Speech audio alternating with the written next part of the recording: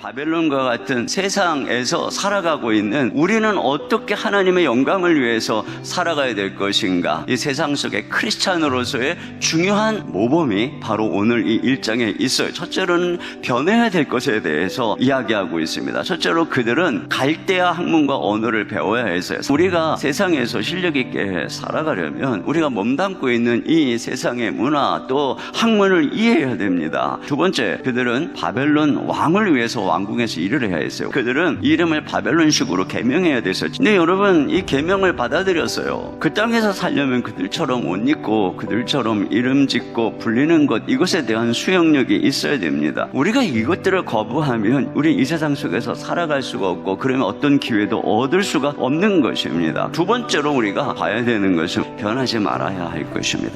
자, 그들이 이렇게 수용적이지만 타협할 수 없는 게 있었어요. 그건 뭐냐면은 왕의 음식을 먹지 않겠다는 것입니다. 모세의 율법은 이방신에게 바쳐진 짐승의 고기를 먹는 것을 확실하게 금지하고 있어요. 그러니까 왕의 진미와 포도주는 바벨론 수호 신들에게 바쳐진 희생 제사에서 취한 것이 거기서 쓰인 술일 것이기 때문에 그들이 왕의 진미를 먹는다는 것은 이 율법을 어기고 또 이 부정한 것으로 더럽힌다라고 생각을 한 것입니다. 왜 그들이 거룩만은 포기할 수 없었을까요? 거룩은 무엇이냐면 우리가 하나님께 속겠다라고 하는 것입니다. 세상에서 구별되어서 하나님께 속한 백성이다. 이게 바로 거룩인 것입니다. 하나님께서는 우리를 세상에 보냈어요. 세상 안에 두셨습니다. 거기서 살아야 돼요. 그러나 하나님은 너희는 세상에 속하지 않았다. 너희는 세상에 있지만 세상에 속한 백성이 아니라 나에게 속한 백성이다. 그러나 그들이 이 거룩을 포기한다면 그들은 세상에 있을 뿐 아니라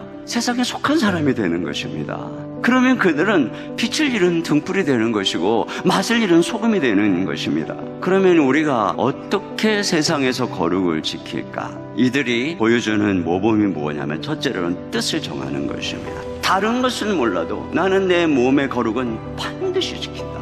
이 몸은 하나님의 것이다. 나는 내 몸을 더럽히지 않는다. 이 음식을 먹는 것이 왕의 진미이고 그의 식탁에 참여하는 것이고 이것을 거절하는 것이 자칫 세상에서 출세를 가로막는 것처럼 보인다 할지라도 나는 절대로 몸을 더럽히지 않는다. 뜻을 딱 정해야 됩니다. 비둘기같이 순결한 이러한 태도와 동시에 뱀같은 지혜가 필요한 것입니다. 대안을 제시해야 돼요. 청하오니 당신의 종들을 열흘 동안 시험하여 채식을 주어 먹게 하고 물을 주어 마시게 한 후에 열흘 동안 시험을 해보라고 하는 것이에요. 그래서 우리들의 얼굴이 괜찮으면 허락해달라. 대안을 제시하는 것을 보게 되는 것입니다. 그러니까 환관장이 그것도 허락을 하죠. 하나님의 은혜를 있게 하죠. 그런 과정에 뭐가 있는 것입니까? 이런 지혜가 있는 것입니다. 이렇게 자신을 지킨 소년들에게 주신 축복이 나옵니다. 하나님이 이 네 소년에게 학문을 주시고 모든 서적을 깨닫게 하시고 지혜를 주셨으니 다니엘은 또 모든 환상과 꿈을 깨달아 알더라. 네, 이게 굉장히 중요한 말씀입니다. 먼저는 학문과 서적을 깨닫는 지혜를 주셨다 이렇게 되어 있습니다. 여기 학문을 주셨다는 것은 지식을 주셨다라고 하는 뜻입니다. 또 한 가지는 뭐냐면 서적을 깨달았다라고 얘기를 하고 있습니다. 그러니까 서적은 뭐냐면 체계에 구전된 지식체계, 오랫동안 축적된 이 지혜를 말하는 것입니다. 그러니까 이것을 습득하고 활용할 능력을 주셨다라고 하는 것입니다. 근데 다니엘에게는 더 나아가서 모든 환상과 꿈을 깨닫게 하셨다라고 말씀하고 있습니다. 하나님께서는 다니엘에게는 역사의 주관자이신 하나님이 미래를 꿰뚫는, 역사를 꿰뚫는 통찰력을, 예지력을 주신 것입니다. 우리는 하나님의 성령이 함께합니다. 거룩한 진리가 있습니다. 죄를 이깁니다. 이 몸을 하나님의 의의 병기로 도구로 세상과 구별하여 거룩하게 지키기 때문에 하나님의 영이 함께합니다. 그렇기 때문에 그런 몸 거룩하게 하나님께 의의 병기로 사용하고자 하는 이 몸은 그들하고는 차원이 다른 것입니다. 마지막으로 보세요. 롱런합니다. 롱런. 왕이 4번이 바뀝니다. 그런데도 불구하고 다니엘은 계속 국무총리입니다. 왜 그렇습니까? 그만큼 그들에게 꼭 있어야 되니까. 그뿐이겠습니까? 그 자리에서 경험하는 유혹과 위험이 한두 가지가 아닙니다.